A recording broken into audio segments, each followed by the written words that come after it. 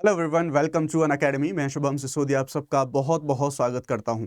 आप लोग जानते हैं प्रेसिडेंट ऑफ इंडिया के द्वारा राज्यसभा के अंदर कुछ नॉमिनेशंस किए जाते हैं और अभी हाल फिलहाल में जो कुछ नॉमिनेशंस हैं वो अभी नॉमिनेशंस हुए हैं।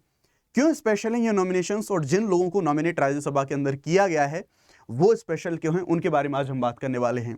और इसमें से कुछ खास ऐसे पर्सनैलिटीज, यूं तो जो लोग राज्यसभा में नॉमिनेट किए जाते हैं वो कुछ ना कुछ स्पेशल होते हैं, कहीं ना कहीं अपने सेक्टर में उन्होंने कुछ अचीवमेंट, बड़े उनके जो कंट्रीब्यूशंस हैं वो होते हैं। लेकिन ये क्यों जरूरी है, आप देख सकते हैं न्यूज यहां पर। Kasab prosecutor Ujjwal Nikam to former diplomat Shringla look at the 4 nominees for Rajya Sabha. यहां पर देख सकते हैं उनके द्वारा उनको नॉमिनेट करा गया, यानी कि भारत के राष्ट्रपति के द्वारा।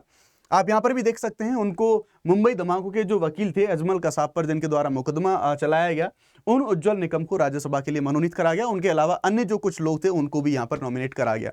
क्यों स्पेशल है? दरअसल इनके द्वारा जो एक केस लड़ने का जो तरीका है ये काफी ज्यादा फेमस है। रूल ऑफ लॉ की जो प्रक्रिया है उस प्रक्रिया के तहत ही चाहे कोई कितना भी बड़ा क्रिमिनल क्यों ना हो उसको सजा दिलवाने के लिए वो काफी ज्यादा फेमस है और काफी जो सिग्निफिकेंट केसेस हैं वो उनके द्वारा लड़े गए हैं। आइए जानते हैं, थोड़ा सा इनके बारे में बात करेंगे और साथ ही साथ केरल में जो कुछ कन्नूर हत्याकांड या फिर कन्नूर जो केस था, पूरा कन्नूर मामला था, उनसे भी एक जो पीड़ित थे जो कि आरएसएस के मेंबर थे, उनके ऊपर जो अटैक हुआ था, उनको भी नॉमिनेट यहां पर किया गया है। तो इन सभी चीजों को हम जानने की, समझने की यहां पर कोशिश करेंगे। राज्यसभा में प्रेसिडेंट ऑफ इंडिया के द्वारा 12 जुलाई 2025 का यह मामला है और यहां पर हम देखेंगे आर्टिकल 81A, यहां पर राज्यसभा के अंदर 4 मेंबर्स के लिए नामांकन करा गया है। एज यू नो, आप सब लोग जानते होंगे कि प्रेसिडेंट ऑफ इंडिया के द्वारा राज्यसभा के अंदर जो 12 मेंबर हैं उन 12 मेंबर्स को नॉमिनेट किया जाता है और उन 12 मेंबर्स में से आप लोग जानते हैं कैसे ये जो लोग हैं अपने अपने सेक्टर में काफी स्पेशलाइज्ड होते हैं, जिन्होंने अपने सेक्टर्स में, जैसे एजुकेशन रहा, लिटरेचर रहा, स्पोर्ट्स रहा, इन सेक्टर्स में अलग अलग क्षेत्रों में जिन लोगों ने कुछ बड़े अचीवमेंट्स यहां पर किए हों उनको यहां पर नॉमिनेट किया जाता है। ये जो नामांकन है पूर्व नामित सदस्यों के रिटायर होने के बाद की जो रिक्तियां हैं उनको भरने के लिए करा गया। एज यू नो के जो राज्यसभा है हमारा, वो एक परमानेंट जो हाउस है वो होता है जो कि कभी भंग नहीं होता, उसको विघटित नहीं किया जा सकता। तो जिस तरह से जो लोगों का रिटायरमेंट होता है और उनकी सीट्स को भरने के लिए ऐसे नॉमिनेशंस होते रहते हैं। गृह मंत्रालय ने 12 जुलाई 2025 को इस नामांकन की जो आधिकारिक सूचना को यहां पर जारी करा गया। अब जिन 4 मेंबर्स के बारे में बात करी जा रही है वो मेंबर कौन कौन है, उन सभी मेंबर्स को आप यहां पर देख सकते हैं। उज्जवल निकम, इनके बारे में हम थोड़ा सा डिटेल से समझने की कोशिश करेंगे। महाराष्ट्र से ये विशेष सरकारी वकील हैं। 26/11 के जो मुंबई हमले थे उन हमलों में इनके द्वारा जो सरकारी वकील की जो भूमिका है वो उनके द्वारा निभाई गई थी और पूरी रूल ऑफ लॉ जो पूरी प्रक्रिया है उस पूरी प्रक्रिया के अधीन कसाब को एक कानून के द्वारा जो स्थापित प्रक्रिया उस पूरी प्रक्रिया के माध्यम से उनको जो सजा है वो सजा यहां पर दिलाई गई थी। दूसरे हर्षवर्धन श्रृंगला, पूर्व विदेश सचिव हैं हमारे ये, और सी सदानंद मास्टर, केरल के भाजपा नेता और सामाजिक कार्यकर्ता। इन्हीं के बारे में बात कर रहा हूं। आप यहां पर देख सकते हैं कुन्नूर जो हिंसा हुई थी उस हिंसा में इनके, यानी कि जो हम देखेंगे सांप्रदायिक या फिर जो सीपीआई के द्वारा जो कुछ हमारा कम्युनिस्ट पार्टी थी उनके लोगों के द्वारा उनके ऊपर अटैक करा था जिसमें उन्होंने अपने पैर खो दिए थे, उनको भी यहां पर मिला है। डॉक्टर मीनाक्षी जैन, वो काफी ज्यादा रेपुटेड जो हिस्टोरियन है, वो हिस्टोरियन, उनको भी यहां पर नॉमिनेट करा गया है। ना थोड़ा सा अभी जो हमारा कॉन्स्टिट्यूशनल प्रोविजन है उन प्रोविजंस के बारे में बात कर लेते हैं। आर्टिकल 81A ये राज्यसभा में नॉमिनेशन के बारे में बात करता है। प्रेसिडेंट 12 लोगों को जो है नॉमिनेट कर सकते हैं और क्या क्या, किन किन मापदंडों पे क्या क्या आधार होंगे, तो हमारा साहित्य, विज्ञान, कला, समाज सेवा, इनमें। और इसका उद्देश्य यह है कि राज्यसभा में जो विशेषज्ञता है और विविधता है इसको इंश्योर किया जा सके, इसलिए जो नॉमिनेशन है ये नॉमिनेशन हमें देखने को मिलते हैं। ना उज्जवल निकम कौन है जिनको राज्यसभा के अंदर जिनको नॉमिनेट करा गया है, तो आइए इनके बारे में जानते हैं। दरअसल भारत के सबसे प्रसिद्ध जितने हमारे एडवोकेट्स हैं उनमें से एक सरकारी वकील हैं।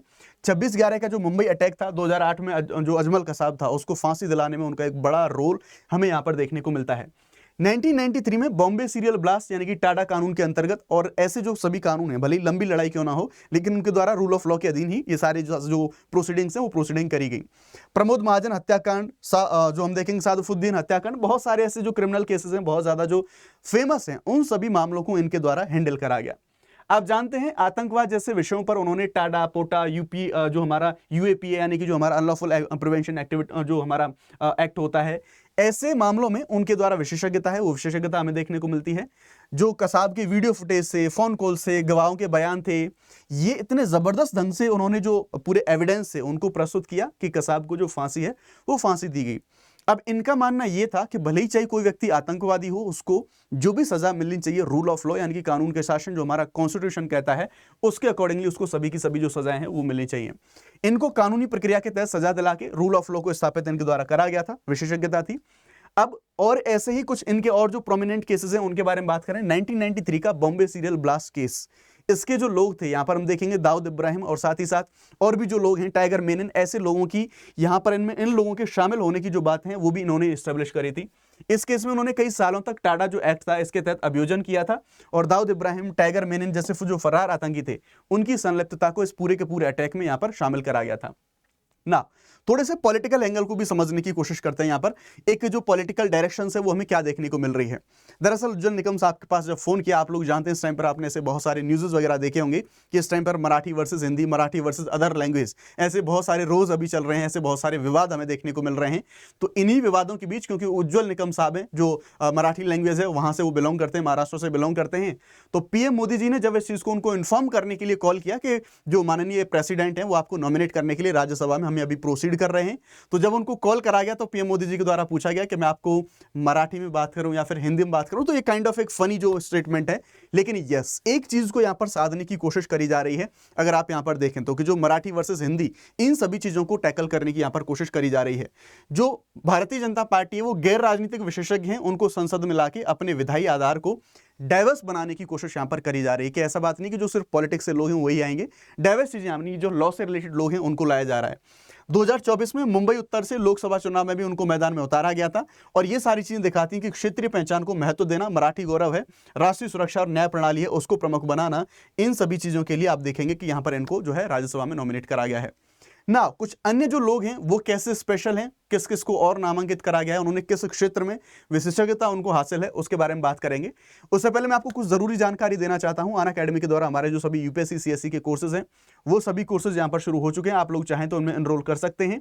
और अगर हम यहां पर जो हमारे ऑफर हैं, अगर ऑफर के बारे में बात करें तो जो हमारे साथ आप देखेंगे कि 17,999 के अंदर आप लोग ध्यान रख सकते हैं, 17,999 के अंदर आप यूपीएससी सीएससी के जो कोर्सेज हैं उनको आप एनरोल कर सकते हैं। ध्यान रखिएगा, बैचेस के बारे में बात करें, प्रारंभ हमारा आरंभ बैच और फाउंडेशन बैच इंग्लिश के, ये सभी के सभी जो बैचेस हैं, कुछ बैचेस यहां पर स्टार्ट हो चुके हैं। इंग्लिश का 17 जुलाई को, ये जो बाइलिंगुअल है इंग्लिश का, ये 17 जुलाई को शुरू होगा। इंग्लिश का जो बैच है वो ऑलरेडी शुरू हो चुका है। जीएससी से सारी चीजें आपको यहां पर जो है प्रिपेयर करने के लिए ऐसी सारी चीज मिल जाती हैं। अगर आप लोग जीएस और ऑप्शनल इन सभी चीजों को आप अवेल करना चाहते हैं एक ही साथ में, तो 26,999 में आप इनको अवेल कर सकते हैं। For maximum discount you should use Shubh 50 code. और इन सभी कोर्सेज का जो डिस्क्रिप्शन है वो आपको, यानी कि जो लिंक है वो आपको वीडियो के डिस्क्रिप्शन में मिल जाएगा, जाके आप लोग चेकआउट कर सकते हैं ना।